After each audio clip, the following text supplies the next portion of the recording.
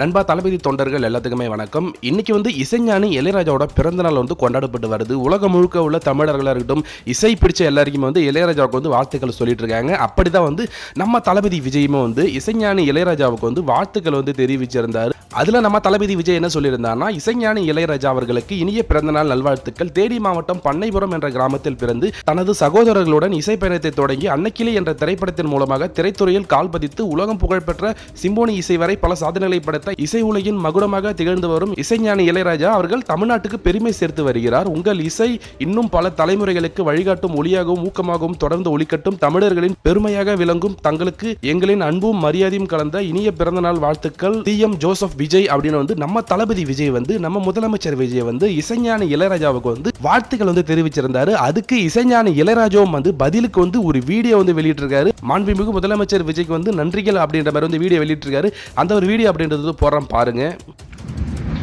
பிறந்தநாள் வாழ்த்து செய்தி அனுப்பிய தமிழக முதல்வர் மாண்புமிகு முதல்வர் அவர்களுக்கு, முதல்வர் விஜய் அவர்களுக்கு நன்றி தெரிவித்துக் கொள்கிறேன்.